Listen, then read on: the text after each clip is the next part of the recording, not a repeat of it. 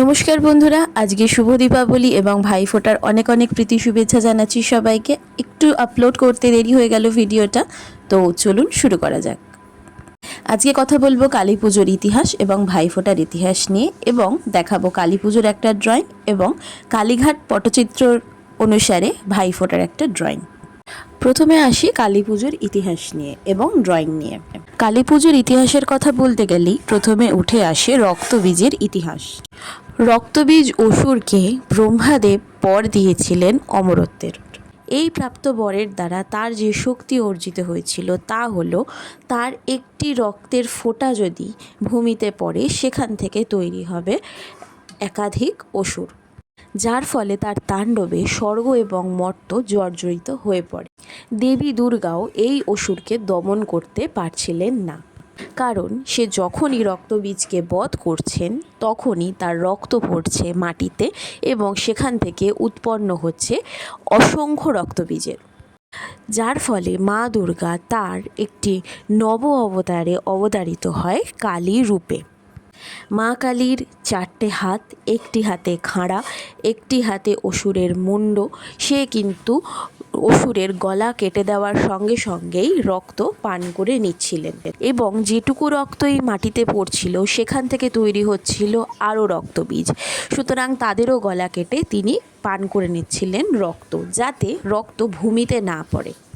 প্রশস্ত জিভ দিয়ে তিনি সমস্ত রক্ত নিজের শরীরের মধ্যে ধারণ করে নিচ্ছিলেন। এই করতে করতে এক সময় রক্তবীজের নিষ্পত্তি ঘটে, কিন্তু রোধ করা যায় না মা কালীকে। তিনি তার সেই উগ্র মূর্তি নিয়ে তাণ্ডব শুরু করতে থাকেন পুরো মর্ত্যলোকে। ক্রোধের বশে তিনি ভালো মন্দর ভেদাভেদ ভুলে সমস্ত কিছুকেই ধ্বংস করতে উঠে পড়েন, এবং তাকে আটকানোর জন্য ভোলে মহেশ্বর শুয়ে পড়েন মা কালীর গমন পথে। ক্রোধের কারণে মা কালীর কোনো দিকে হুঁশ না থাকায় ভুলবশত তিনি পা দিয়ে ফেলেন ভোলে বাবার বুকে। তারপরে তিনি যখন লক্ষ্য করেন তিনি একটি বড় ভুল করে ফেলেছেন, তখন তিনি স্থির হন, শান্ত হন, এবং সেই রূপটারই পূজা আমরা প্রত্যেকে করি। এই রূপে কিন্তু মাতৃশক্তির আরাধনা আমরা সাধারণত করে থাকি, এবং মাতৃশক্তির কতটা পাওয়ার, কতটা এনার্জি এই মা কালীর রূপের মাধ্যমে কিন্তু আমরা উপলব্ধ করতে পারি। কথা বলতে বলতে ড্রয়িং কমপ্লিট হয়ে গেল। এবারে নেক্সট ড্রয়িং। এবারে আসছি ভাইফোঁটার ড্রয়িংয়ে কালীঘাট পটচিত্র অনুসারে। আগের দিনও আমি কালীঘাট পটচিত্রের বিভিন্ন তাৎপর্য, বিভিন্ন সময়কালে কালীঘাট পটচিত্র কিভাবে উন্নতি পেয়েছে সেটা বলেছি। আজকে আবারও একটা ছোট করে ব্রিফিং দিয়ে দেব, এবং কালীঘাট পটচিত্রের বিভিন্ন ডিটেলস, আঁকার ধরনটা আমি ডেসক্রাইব করব ভাইফোঁটার হিস্ট্রি সমেত।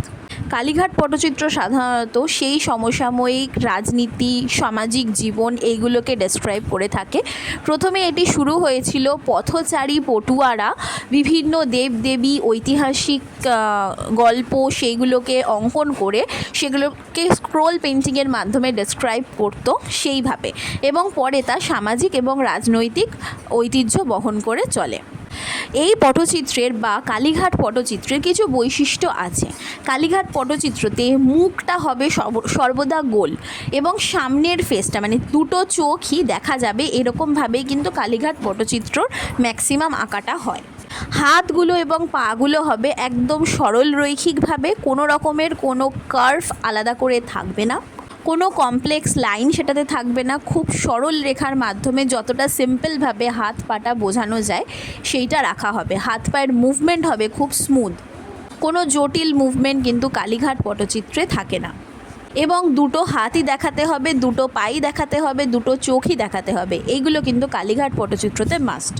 চোখ কিন্তু তুলনামূলক বড় হয়, নাকে খুব বেশি ডিটেলস থাকে না, নাক জাস্ট ছোট্ট একটা লাইন দিয়ে বোঝানো হয়।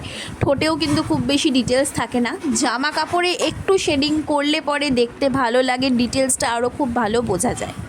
কালীঘাট পটচিত্রেতে কিন্তু জামা কাপড়ের ডেকোরেশন এবং গয়নার ডেকোরেশন খুব ডিটেলসে করতে হয়, সেই জিনিসটাই কিন্তু এই চিত্রটাকে আরও বেশি ফুটিয়ে তোলে।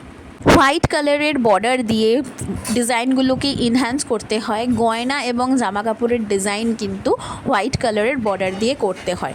পুরো আঁকাটাই যেহেতু কলকাতা বেস, সেহেতু বাঙালিয়ানার ছাপ কিন্তু ভরপুরভাবে কালীঘাট পটচিত্রতে থাকে। এবারে আসি ভাইফোঁটার ইতিহাসে।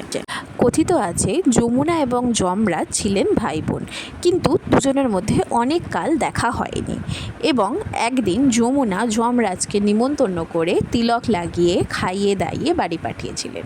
সেই থেকে ভাইফোঁটার প্রচলন শুরু হয়েছে। এছাড়াও শ্রীকৃষ্ণ নরকাসুরকে বধ করার পর যখন জয়ী হয়ে ফিরেছিলেন, তখন সুভদ্রা তাকে ফোঁটা দিয়ে লম্বা আয়ুর কামনা করেছিলেন। তখন থেকেও ভাই দুজ বা ভাতৃদ্বিতীয়া চালু আছে নন বেঙ্গলিদের মধ্যে।